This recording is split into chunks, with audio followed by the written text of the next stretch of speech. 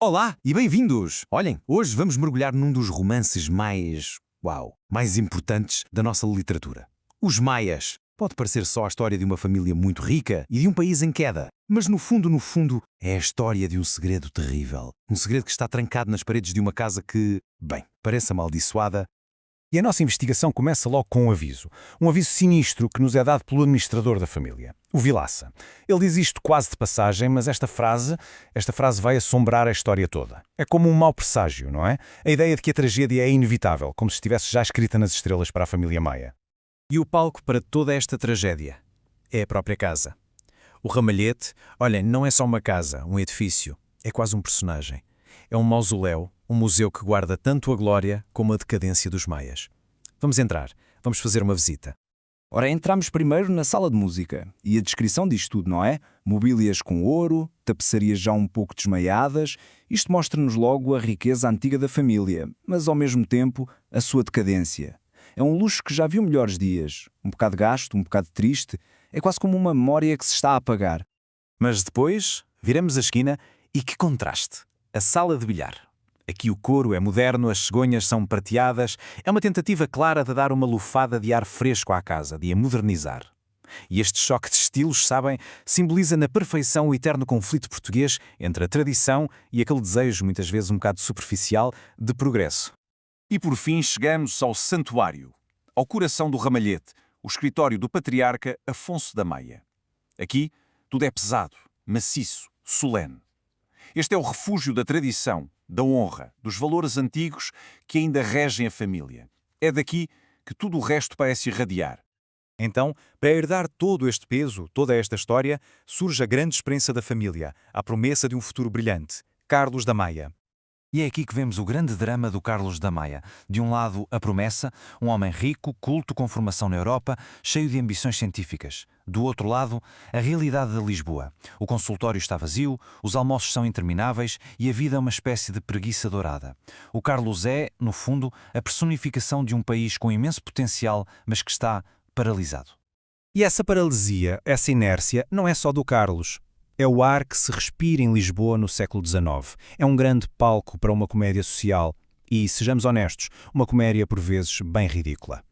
E esta citação, olhem, resume o ambiente na perfeição. É um mundo de aparências, de conversas que não vão dar a lado nenhum, de políticos e aristocratas a discutir o futuro do país, sem perceberem absolutamente nada sobre ele. É uma elite que vive completamente de costas para a realidade.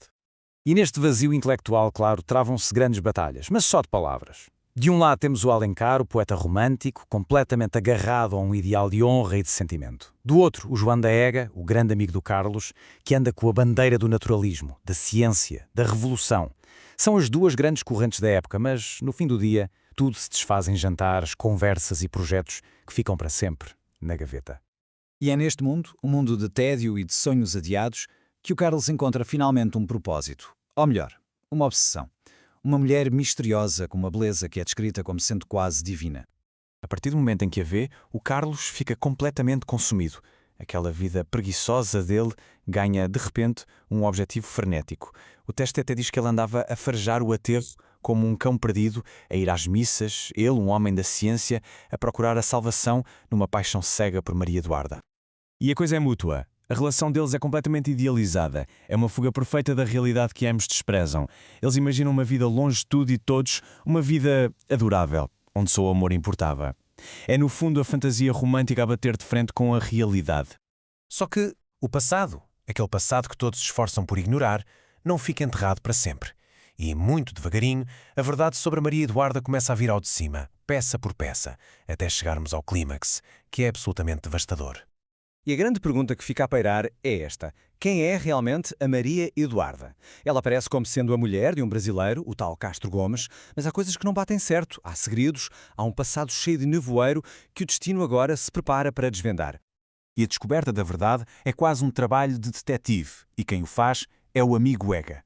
Primeiro passo, a revelação do Castro Gomes de que ela, afinal, não é mulher dele. Depois, a descoberta de um cofre antigo com papéis do pai do Carlos. E lá dentro, a peça final, uma carta que liga a Maria Eduarda a uma tal de Maria Monforte, que é, nem mais nem menos, a mãe do Carlos, a mulher que abandonou a família há anos e que levou uma filha com ela. E é assim que a verdade rebenta.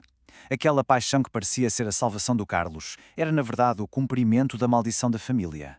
O grande amor da vida dele é a sua própria irmã. A tragédia, que era só uma lenda, um sussurro, torna-se real e absoluta. A partir deste ponto, a história mergulha na escuridão total. Não há recuperação possível. Daqui para a frente, são só as consequências e a melancolia de um final que, se calhar, sempre foi inevitável. E o colapso é imediato e total. O avô Afonso, que era o pilar de tudo, morre. A Maria Eduarda desaparece, foge. O Carlos também foge, viaja pelo mundo sem rumo. O tempo passa, 10 anos, e quando ele finalmente volta, o mundo que ele conhecia já não existe. Só restam as ruínas de uma vida que podia ter sido. A cena final do livro é simplesmente um passeio por Lisboa. O Carlos e o Ega, agora homens de meia idade, olham para trás, para a sua juventude, e o que é que eles veem? Um deserto. Um deserto de projetos que nunca saíram do papel, de revoluções que nunca aconteceram. Veem um país e vidas que, no fundo, não foram a lado nenhum. E é aqui que vem a frase que resume tudo. Falhamos a vida, meu rapaz. E isto não é só o fracasso pessoal deles, do Carlos e do Ega. É o fracasso de uma geração inteira e, quem sabe, de um país. É uma sensação de fatalismo. A ideia de que, apesar de todo o potencial, o destino foi sempre a derrota. Um final absolutamente desolador, mas, sem dúvida, uma das conclusões mais poderosas de toda a literatura.